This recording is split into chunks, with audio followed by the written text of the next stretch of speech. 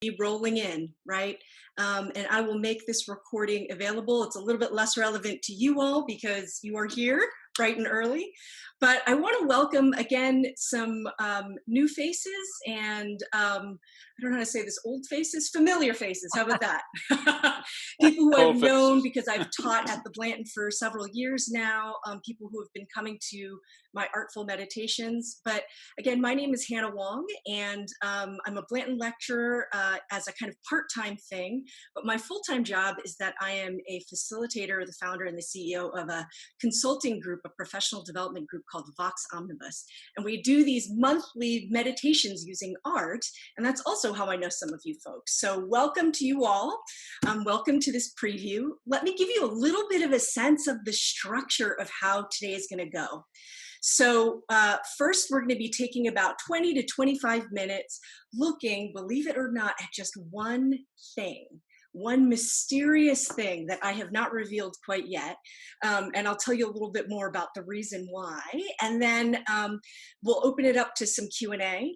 And then I will do the official goodbye, and you all are released. And you all are released whenever, of course. This is you're not taking this for credit. But I wanted to give you a sense of both how I would lead these classes, a little bit about me, just how I roll, but also the participatory nature of this kind of class. And also, if you're not able to take a class, you get to learn about this prehistoric something. And after the Q&A and we say goodbye and so on, I've invited the people who have already registered for the class to stay on and kind of give me some initial thoughts on what they're particularly excited about for this class, but specifically Unit 1. If you are not already registered, you can sit there and hang out, but just know that it's mainly for me to just get a sense of where everybody is and what they're excited about. Because obviously I want to teach stuff that people are excited about, right? Not just that I'm excited about. Okay, so let me go ahead and share the screen. And for those of you who've just joined, want to welcome you. Okay.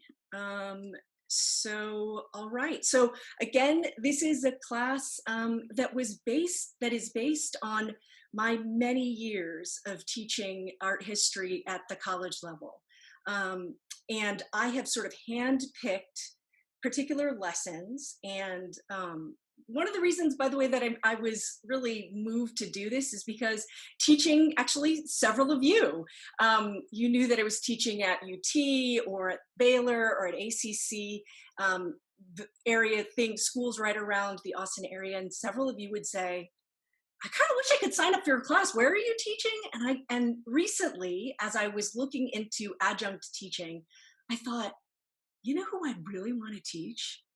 These adult learner, Blanton-like nerds that I have come to love, and to have these sort of deeper discussions. If we don't have to worry about tests or papers or me grading you, there's a way in which we can have kind of richer conversations that draw on your experiences about the bigger questions.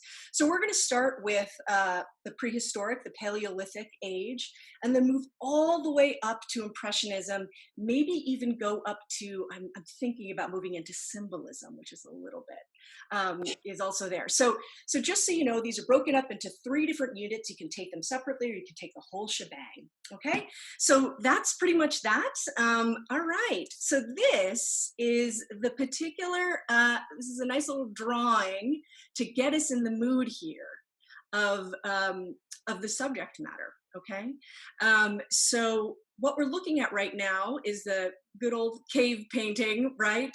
Or a cave setting illustration of the Paleolithic peoples. And if you take a look at the dates, right, this is very, very far back. And when we say prehistoric, we basically mean prior to the written record. So history is based around, rightly or wrongly, the concept of the written record, right? So, so this is prehistoric. So the written record, it ranges around, 3000 to 4000 BCE. And right now we're looking at, thousands and thousands of years prior to that. But before we get started, I wanted to pose this question that I think is really important. And I'd like for you all to feel just I'll show you just how silly even my thoughts were on this, but I wanted to ask you this question. And I've put it in the chat here. Let's see. Oops. Nope. I didn't put it in the chat here. Well, actually, I'm not going to put it in the chat. I'll ask you to answer in the chat. And the question is, what is your concept of these prehistoric peoples? Like, if you were to use 2 words to describe prehistoric folks, what are 2 words that immediately come to mind? Feel free to go ahead and throw those into the chat area. And so I will make that ping for you. 2 words for prehistoric peoples. All right. So Mark is saying simple and short-lived. All right. But there are a bunch of you. There are 39 of you right now. So I won't be able to read off all of them, but anyone else who'd like to just join in and say, what are some of the words that you would use to describe your concept, almost a stereotype? Misunderstood, okay, primitive, innovative, remarkably resourceful. You all are very sophisticated. Okay, creative and tired. Adapting, surviving, discovers, okay, remarkably resourceful, simple, hardy, survivalists, hardy, we've got that, okay, nomadic, equitable, interesting, okay, practical, hungry, hardworking, survivors, survivalists, barbaric and fierce, hunters, gatherers. You all are so sophisticated. For me, I write things like, if you were to just really kind of ask me for real, and I wasn't sitting here as an authority figure, having read these things, I would say maybe sort of primitive and dumb and Neanderthal. There's a reason why we use that word, right? But you all are saying things, yeah, busy, politically involved, okay, afraid, fast, interesting. Okay, so thank you. I would say that if you all asked me what I thought of when I thought of prehistoric peoples, I would have really gone with this idea of the cave person who is sort of dumb, and not evolved, and I mean that literally and metaphorically, right? Not sophisticated, and really, if you really catch me, I would, and I really was honest with you, I would say that part of the reason why is because I've fallen into this concept that when you study history, and this can be really problematic, is that I sometimes get caught up in this idea that now, whatever now is, so now is 2020, is more sophisticated, and both literally, so physically, but also mentally and culturally and so on, it's more sophisticated, way more sophisticated than they were. We have drive-throughs, we have Wi-Fi, we have, ovens, all these things that make us smarter, better, right? So this is sort of my bias that I'm kind of caricaturizing. And it looks like several of you already have some sort of nuanced ideas. And so we're going to build on that, since you're more advanced than I am when I initially started, and talk a little bit about a particular mystery that happened in archaeology that I want to unfold for us. And this is part of the excitement in teaching the ancient world and prehistoric world, is that a lot of times what I love doing is laying out the facts, the things that we uncovered literally, and asking you all to come up and sort of think through, like the archaeologists, what we are uncovering. And that's what we're going to do today. So there's this mystery object, and I'm going to lay out for you some of the archaeological evidence and ask you all if you can tell what this is. Right? And then we'll discuss the significance of it. Okay, so just to give you a little bit of background, we call this the Paleolithic age, and that means literally lithic, stone, paleo is old, so the old stone age, okay? And to find out what upper means, you'll have to join the class, so I can tell you a little bit more about that. The other thing is the Paleolithic age, this was people living during the last ice age, okay? And so these were long, long, cold, dark days with very short summers. It was hard scrabble living. Okay, so this is primarily nomadic, and so people already noticed, Janet pointed out, hunter-gatherers. They were nomadic peoples primarily, and they hunted and gathered, right? So they were rarely staying in one place. Well, they definitely weren't staying in one place throughout the whole year, right? But they were usually following their food sources. The retreat of these kind of big glacial icebergs happened around 9,000 to 6,000 BCE. Okay, that's when things started to warm up. So this is hard scrabble life that we're going to look into. Okay, all right. Okay, so this is going to feel very much like a prehistoric animal, right? This mammoth, right? And the mammoth was extinct around, I don't know, 10,000-ish. It depended on where you were, 10,000-ish years ago. You'll see the relevance of this, but I thought you might want to see how big what this is. These are kind of red hair, kind of coats that they had, and they were about the size of an elephant, all right? Just to have this image in mind, all right? Okay, so what we're gonna do here is we're gonna take a look at, I'm gonna tell y'all a story, an archaeological story. So here's how it begins. So it's a dark and stormy night. I'm joking. It was 1871, and there was a gentleman in Gazi. This is in Ukraine. Okay, we're going to take a look at Mezirek later, but Gazi, this is where our story begins, 1871. He starts excavating this area around his, on his property in Ukraine, in this area of Gazi. And as he excavates, and that's a whole other story, but as he excavates, he finds these huge bones. And what they figure out at that time is, oh my gosh, it's a mammoth. Okay, so these are mammoth bones.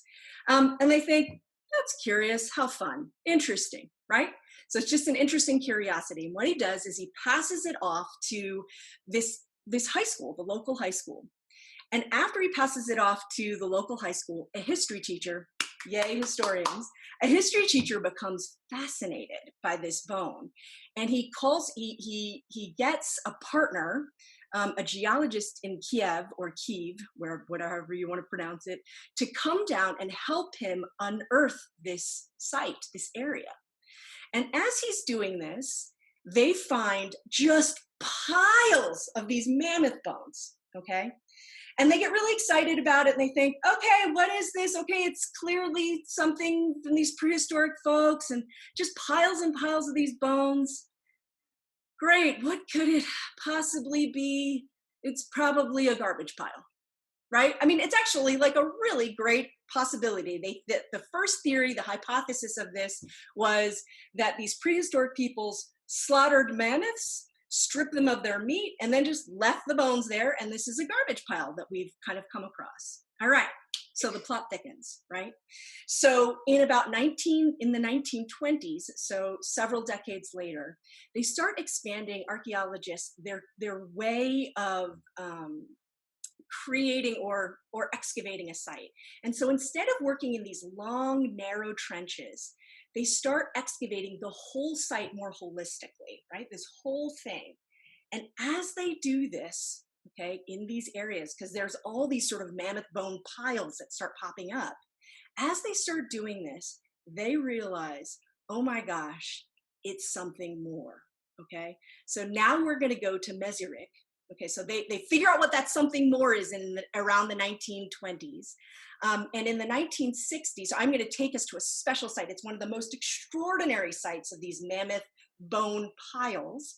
So we're going to go all the way up to 1960, but we're going to try and crack the code of what they figured out in 1920. So after these excavation kind of tools, they figure that out. In the 1960s, they find this place called Mezirek. And there they find this. So this is an excavation pile. And by this time, they've already figured out what it is, but I'm putting it out as a mystery to you all. So I want you to start thinking, what in the world could this be, right? So let me give you some more facts about this, okay? So they start finding all these different kinds of piles of mammoth bones, okay? And it's really, this is kind of just basically, when I say piles, it's really this sort of layer of bones that they find on the ground. And as they start digging around, they find things like ash underneath these bones. They also find these dug out kind of pits nearby and other pieces of ash outside, and then burnt mammoth bones, okay? So let me give you a few more images here. So these are sort of these extraordinary piles, right? So this is the same quote unquote pile right here that's being labeled. And if you can look at this, so these right now where my cursor is moving over are these mandibles, right? So this sort of the jaw of these mammoth bones. And they're sort of arranged kind of around, you can see here the mandibles, they've got these vertebrae, and then these tusks right above here, pelvis bones, and each of the piles have slightly different kind of the bones, right? And wanted to just show you, so there are 5 of these piles at Mezerik, and they, at that point in time, had dug up 4. So I'm showing you 3 right here. And again, I want to ask you, and you can throw your guesses. Now, for those of you who know this already, because you've done some reading or something like that, you're not allowed to say, okay? So these are people who are coming to this fresh. I just can't underestimate the people who attend these classes, okay? So for those of you for whom this is fresh, and you're just seeing this and you're just hearing about this for the first time, what could this be? What are these things? How do these things function? And go ahead and feel free to put your guesses into the chat, and we'll all get to enjoy sort of what you think that they might be. Leo thinks mammoth barbecue. Partially correct. Yes. Yes, that's right. Right. So Michael says, there seems to be something about this that seems more specific than this sort of garbage heap. Okay, Rhonda's saying a religious offering. Interesting. Same thing with Kathy. They're friends for a reason. Stephanie, sacrifice, right? Okay, a dwelling made of bones, structured dwellings. Ding, ding, ding. Gina and Linda. Oh, no, Gina and Liz. And I agree with Linda. It does look like art. Absolutely, these are, believe it or not, dwellings. These are something called mammoth bone houses, okay? Now, come on, tell me, people, are these folks not sophisticated? Because Hannah Wong with a PhD could not have created this thing. Absolutely not, right? And so what we're finding is, let me show you the back of this thing. So this is the front and the back. And these mammoth bone houses were constructed, I mean, there's a lot of obvious similarities, right? These interlocking bones and so on and so forth. But some of them use different kinds of bones. But basically what we're finding is that, again, and I don't know if let me give you the measurements back here, right? So you have diameters that range from 13 to 24 feet, or the largest is 24 by 34. Y'all, like, that is huge. And by the way that these bones were manipulated, they had these guesses that it was in this dome kind of format, right? So you have these heavier bones that create these sort of structures that are the base for it. And then what they did was they stacked the bones and also manipulated the bones. There are holes, human-made holes in these bones that lead us to think that, in fact, these things were sort of propped up on top of one another as a dome, and that there were these kind of sticks. And the ways that we can tell that these posts is that there are some post holes that are still left there. And the ashes, of course, are hearths. So people were living in this spot throughout these long, cold winters. And in fact, what we think is that this is a winter food processing site, because in that area, we know, and I'll show you the map again eventually, but that this was a place where large herbivores roamed. They just roamed this whole area. It's kind of this steppe land, very few trees, and kind of, all of these animals that they would kill and then create, these structures. In part, I'll get back to that a little bit later. Okay, but let's see if there's anything else I want to sort of tell you. Oh yes, and then what they were, that was the structure. These bones are the structure. Let's see if I've got, yes, here's a reconstruction of these in the museum, in one of the museums nearby, Meseric. And so you can see it right here. And then what they would do is they would cover these bones with turf and skins of animals to kind of really get that good seal. So it's not surprising that they actually were able to survive these cold winters with these sturdy structures, right? So this is one, Meseric is one of the most astounding and well preserved that we have. Also, these structures tend to be among the more complex of the ones that we have available to us. So we found about 5 in this area, but throughout Eastern Europe, we find that they've discovered currently up to about 70 of these mammoth bone sort of settlements or structures. And I can't wait to show you this next very, very new information. But I wanted to tell you just a few things. So the largest one of these dwellings, they're estimating that it took about 10 men, about 5.6 days to create, whereas in other settlements, they could get thrown up in about a half a day. They're smaller, much less complex. So there's something about this site that seems to be particularly special and also rich. So when we think of riches, obviously we're not thinking of money. We're thinking about the ways in which they could feed themselves and stay settled in one place. You have to have enough food to stay in one place, right? And also they found these really interesting indications that perhaps there was social inequity, if you can believe it. There was this belief in normally Paleolithic times, they think of these folks as they're generally equal societies because they're such small bands and someone can't have more than the other because they'll just get murdered or kicked out, right? So, but there was some indication that in fact it was so complex, unfortunately, when we say complexity, that there was the ability for some people to possibly hoard. The only way that we can tell this is these storage pits of the meat that got dug underground in this kind of permafrost land of refrigeration each of the storage pits seemed to have a little bit, some of them had more than others. So these really fascinating ideas of what we can kind of learn about prehistoric people. I'll go into this a little bit more, but I wanted to just show you this really quickly. So check this out. So I went onto REI and found a tent. Okay, so this is actually, just to give you a size of the scale, found a tent, and this is to scale here. Okay, so that's this 2-person tent on the right. And this is that large mammoth bone structure. That's how much larger it is. So this is about, about 7.5 feet, can fit 2 adults. And we've got this huge thing. So think about covering that amount of space as a dome. It's like fantastical that they could do this. But from looking at these sizes and so on, we discovered that, wow, these are probably, this settlement probably housed about at least 50 people. Okay, so these are some of the sort of concepts that we can extrapolate from this mammoth bone site. But the question we start to ask is, you can start asking much more complicated things. Well, first, let's just acknowledge this is probably one of the significance of these mammoth bone houses, is that they are among the earliest examples of human architecture that we have on record. So pretty cool, huh? One of our earliest sorts of things. Of course, they also lived in mouths of caves.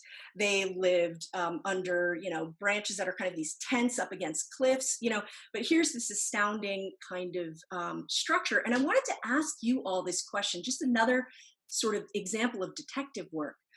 Why would you create these things out of the mammoth bones versus in other areas where you have light branches and hides, so on and so forth, or living in caves? Why would you go through the effort of creating a mammoth bone house? Anyone have any thoughts on that?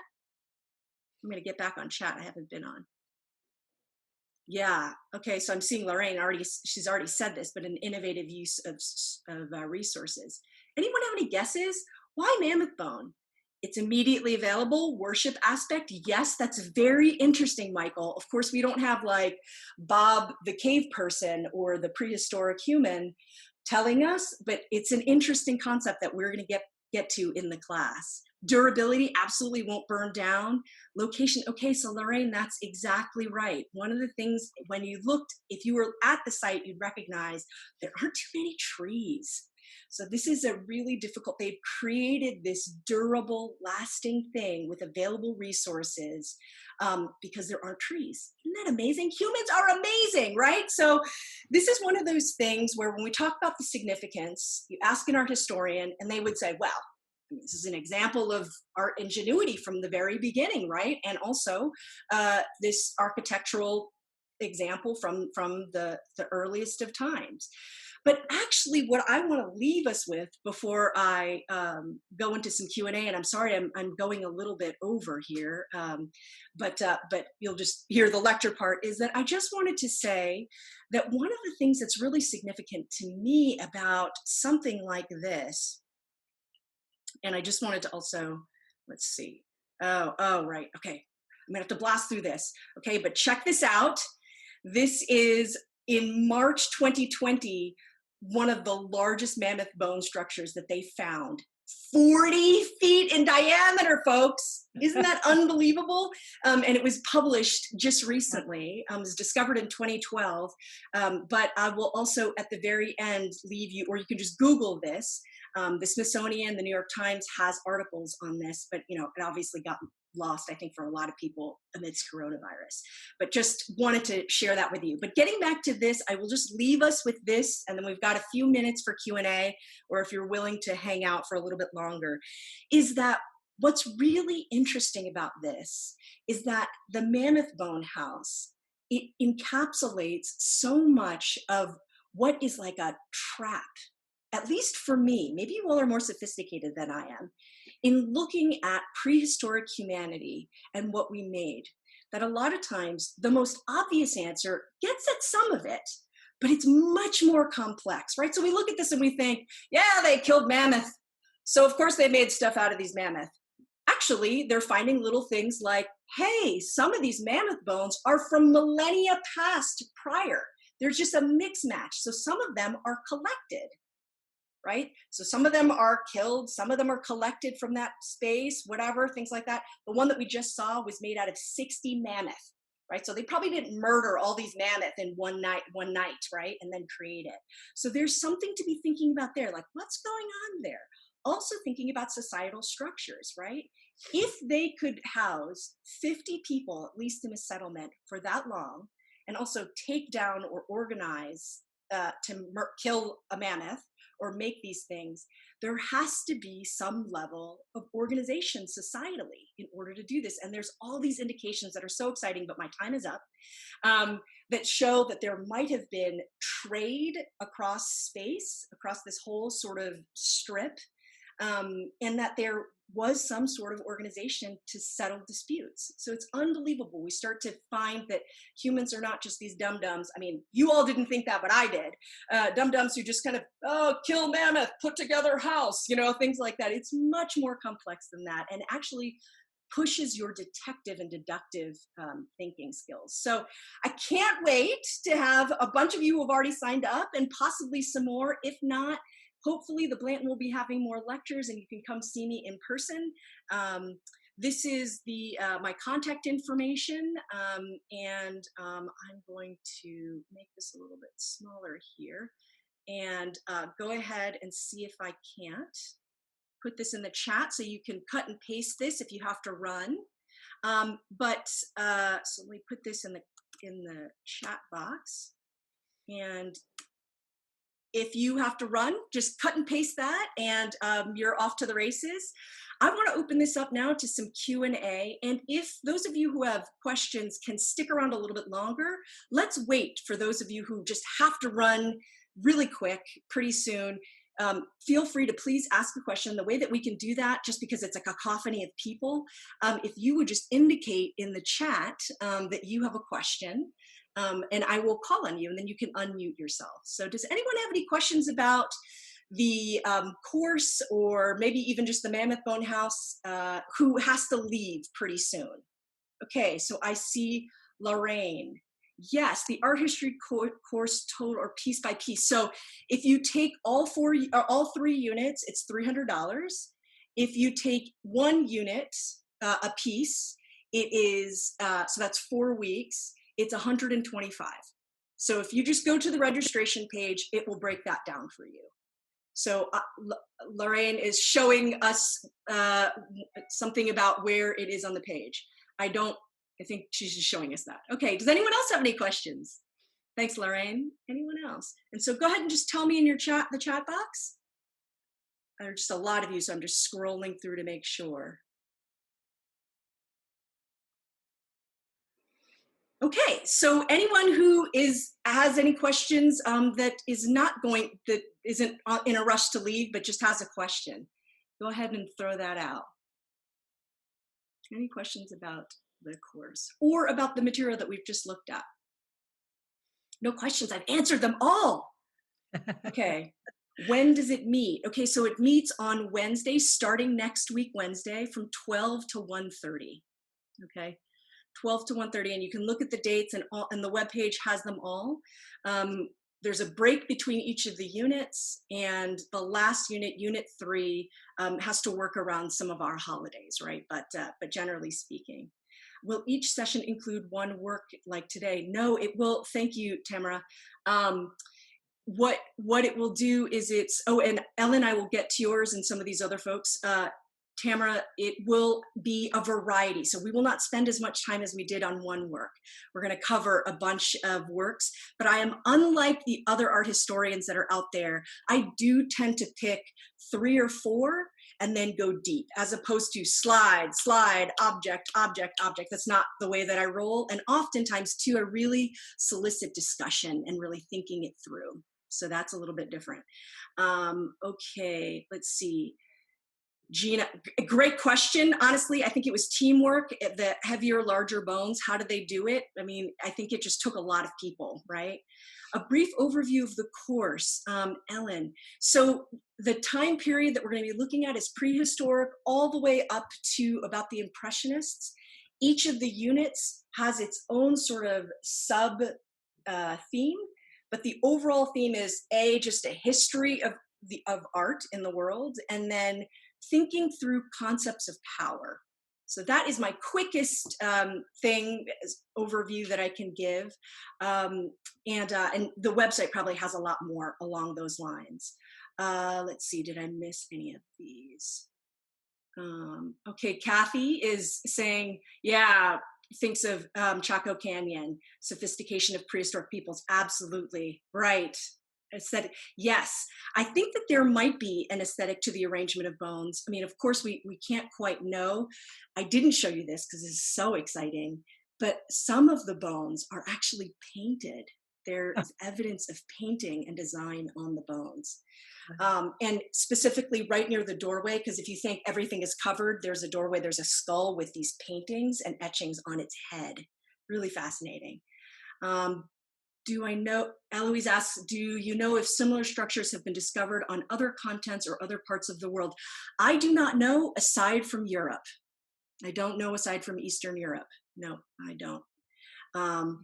How do they know it was men who built the bone houses? Did women build it? I actually was wondering the same thing, Liz. I don't know.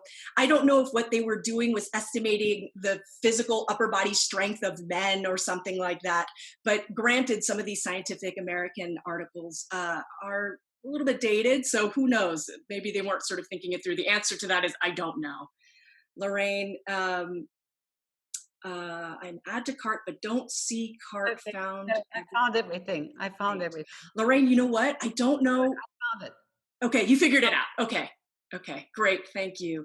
For the course, will there be work we need to do between the Zoom gatherings? Okay, no, there's no homework that is required, but because I have actually gotten feedback on my Blanton courses because you guys are the most adorable nerds ever. People complained that there wasn't homework when I gave references. So what I will do is offer possibilities of discovery prior to, for instance, when we do the cave paintings, I'm going to have you explore some of them in these 360 amazing websites, but I will not assume that you will have done the looking. Okay. Lorraine, we want work. Right. Okay. Pablo, lots of, mammoth fossils in Waco died in a flood. I don't know about. Actually, that's a good point. Right. Of course. They're in America. Right. Europe and America. Sorry. I was thinking about Africa as another continent. But yes, we've got the La Brea tar pits, for instance. Yes. Thank you for bringing that up, Pablo. Extension beyond the classroom, spoken as a real teacher, Michael. Okay, all right. So if you have any more questions, I invite you to email me. Check out that website. I really tried to think of anything you possibly might be interested in. And now I'm going to turn this to an open discussion among those who have registered. If you want to stick around just to hear from the registrants, no problem. Or if you are already planning on registering and you know that you're definitely going to do it and you have some thoughts, then stick around. Or if you just want to eavesdrop, but just know that this is really for people who have already committed and want to kind of tell me stuff. In the meantime, thank you so much for coming and joining. I really appreciate it. And I hope I get to see you, if not for this class, in some other way. Mwah. Thank you so much. Bye-bye. And good to meet some of you from afar. Bye-bye. All right. Okay. So I've got the signed up nerds here. Welcome, or the people who are seriously considering it. And I'd like to ask you all to just let me know in the chat some things that I'll ask you to just, if you want to type in the chat your answer to this, but then I'd also love to hear from you and for you all to hear one another, because part of the awesomeness of this class is you all. I find that a lot of people enjoy my classes because the students are so great. I mean, it's the reason I come back to teach you all. So, and I'm going to admit this, I know some people kind of think like, small group discussion, don't love it. I have found, what does Liz say? That's right. Yes, I agree. I'm an adorable art nerd. Agree. Hard agree. So, Liz, you distracted me with the cuteness of your comment. No, I need to take responsibility. I looked at the chat. So anyway, just know that part of these discussions, some people are kind of like, and I found that usually adults are like, I just want to come and nerd out and listen. One of the things I've learned pedagogically, as far as teaching goes, things don't stick unless you have some agency in creating the containers for the information. And a lot of times that happens when I give you private time to just reflect for a second, and also in small group discussions. Also, no matter what, it is just true when you come to work or come to classroom, if you like the people you're working with, you learn more. You're more productive. It's just what I've found. So I'm going to include that in these lectures. It makes it more fun for me. I think it makes it more fun for you. So that's just an outward thing. But is there anything that some folks want to just make like obvious or acknowledge that you all are really excited about with this class, or kind of want to make a pitch for, or this is a little bit of why did you take this class, and specifically for Unit 1, what excites you? Because I'm putting down, I'm tightening the screws for things. And if I know that somebody is absolutely dying to see the cave paintings from Chauvet because they've heard about it, because you guys are nerds, then I will make sure to lean in that direction if I can. I can't promise it because everybody wants something different. And also I've got my game plan, right? So anyway, I wanted to open this up to just your thoughts or reflections. Feel free to share or just listen. So I see Mary Ellen is interested in sharing. Mary Ellen, go ahead and unmute yourself and let us know what you're thinking. Oh, Mary Ellen, I see that you are not unmuted. So I just unmuted you. There we go. Okay, I just wanted to know how. I still can't hear you, Mary Ellen. I'm so sorry. Mm-hmm. Maybe if you can type it into the chat or try and unmute yourself. I can hear her. You're muted now. Can you hear me Okay, now? can't hear you now. Do I you can mind just hear putting her. it in the chat? I'm so sorry. Oh, can everybody else hear Yeah. her? Yeah. Oh, they can. What is going on with me? I had a similar problem in another Zoom and had to use a different I sound figured it out. source. Sorry, technical difficulties. Got it, got it. Mary Ellen, it wasn't you, it was me. Tell me, what were you thinking? Yes, I just wondered how global you were going to be if you were going to touch on Asia and Africa and the whole world as we progress through the periods of time. Yes, great question. So again, if you think about this, we have 12 classes. And in those 12 classes, let me guess, we're going to be in Turkey, the ancient Near East, will be in parts of Europe, we will be in Africa, China, and I think that those are the ones. I think that that is pretty much Hey, sounds great. yeah. Mm-hmm. Yeah, I know. That was one of the pushes that I wanted to do. Bill, yeah. Yeah, I've been doing some reading about the concept of the canon in art and also in other fields, and I would guess the theme of power would have considerable overlap with that. Absolutely. That's absolutely the case. And actually, this season, I have, in a renewed way, really examined my own training, right? So, my own teaching of this art history course is based on those of my mentors, right? I mean, that's how I took my notes. That's how I'm not a specialist in all these things. So, one of the things that it's really pushed me to specifically, and I can't do all the things all at once. If you can imagine, I've taught on that object that we just did. I've taught on that for about a decade, and I still spent 2 solid days preparing for that half hour. So if you can imagine, I mean, that's partly because I needed to cram something into a half hour, right? So if you can imagine then building out towards the global reach, it takes some time. So right now, one of the new developments for me is I'm not an Africanist or an African Americanist specialist, but that is my next goal. And you all actually can learn a little bit more about this, because there's also the thing of, you don't want to be the art historian who does it badly, right? I don't want to lead you. So it takes a lot of work, but that is my personal commitment, especially after Black Lives Matter, is I'm going to be onboarding, and just yesterday bought a bunch of books on Amazon to continue boning up. So actually my hope in the spring, in addition to, covering, we'll do one thing on Africa. But in the future, I'm hoping to teach an African American art short course. That's my goal, particularly in the Harlem Renaissance. And you know what I'm also realizing is, I didn't tell Tamara this, and I don't know if she's on right now, but for one of the units, particularly the second unit, when we're looking at archaeology or architecture, that is an instance in which we will primarily be looking at one thing, because it's this huge, ginormous, the Hagia Sophia in Istanbul. I can't do that in another thing. So that is instance where I'm going to do one particular monument. And I see that you're recording. Yes. And may I ask if those recordings are available to us somewhere if we have to miss one of your sessions? Absolutely. So this is one of the benefits of this class. And what I'll do is I'm going to make all of the video recordings available to you for the duration of the semester. So you can watch it at any time during the semester. And then it will be taken down. They're not going to be downloadable, but you can live stream them. And then I drop it for obvious There'll be a reasons. link.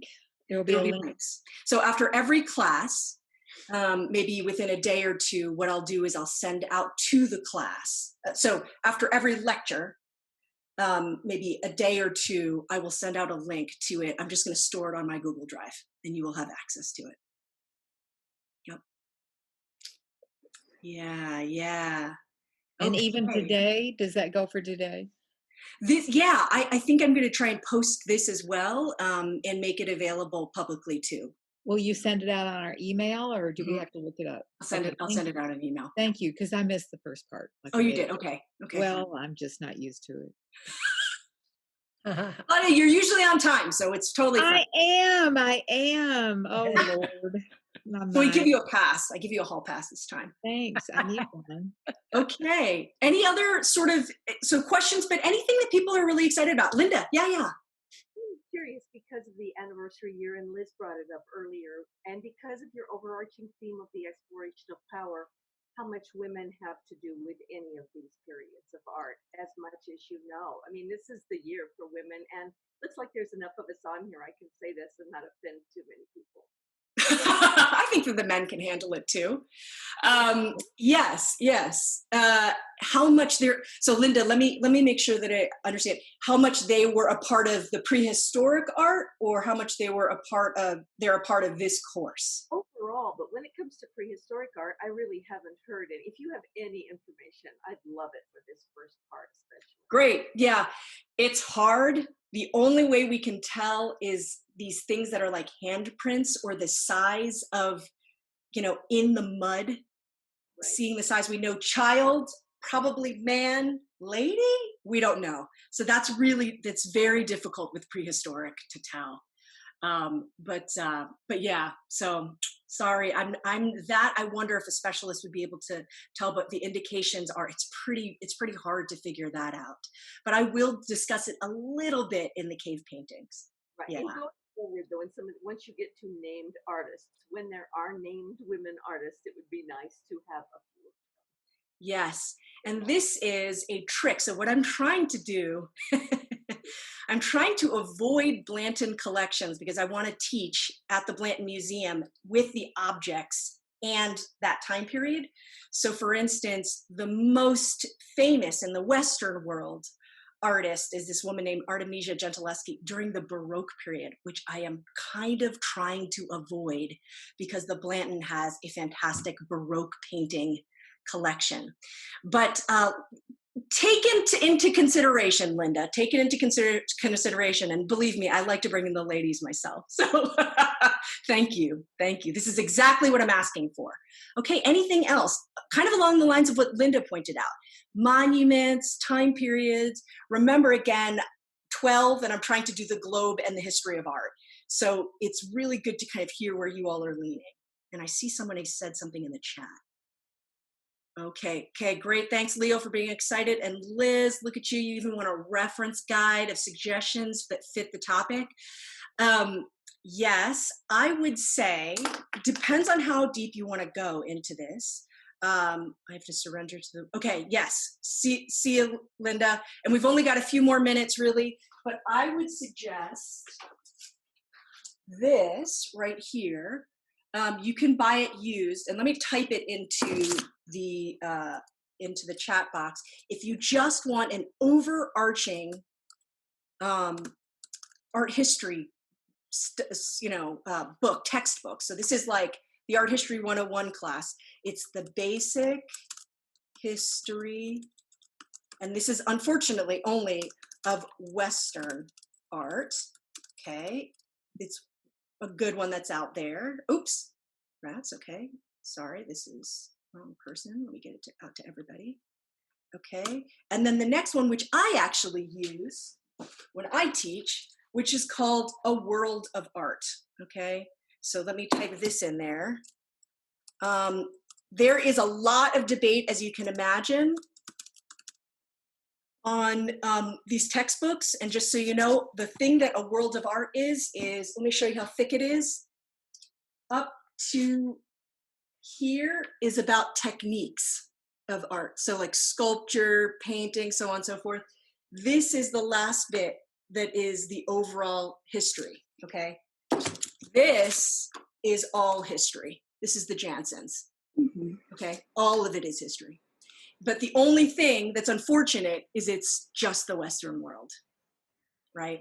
So unless, and of course in this they've claimed, and this is another problematic thing when it comes to art and power, they claim Africa, specifically Egypt, the north part of Africa, Egypt, as European, right? So that's, there's so many problems. There's so many problems with art history, but that's the world. It's the world, right? Okay, what was the other book, Hannah? They're both in the chat. The one that's purely history is Janson's Basic History of Right, I got that. The next one is Sayer. It's And thank Sayers, God. A World of Art. It's in the chat A box world of too. art. Okay. Yeah, right. Exactly, Kathy. Right. So we're trying to undo it. Gonna do it bit by bit.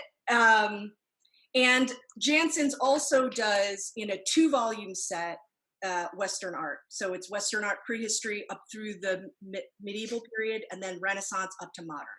This is their combo. This is the combo, and so they abbreviate some aspects. If you really want to get the 2-volume set, that's another thing. Okay. Any other questions that people might have? Y'all, I am so excited. We are too.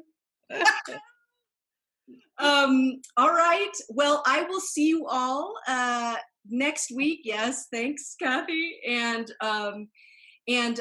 we'll get started. I'm going to do a little bit more on sort of what to expect in the course. We'll get to know each other just a little bit, and then we're going to dive right in. So, very exciting. And I will see you next week. And I should also make sure, does everybody have their links to click onto Zoom for this? This is from the PDF. Okay, if you don't, you got to email me. All right. Okay, so great to see you all, and I will talk to you all later. Bye-bye. Bye-bye. Bye. Bye.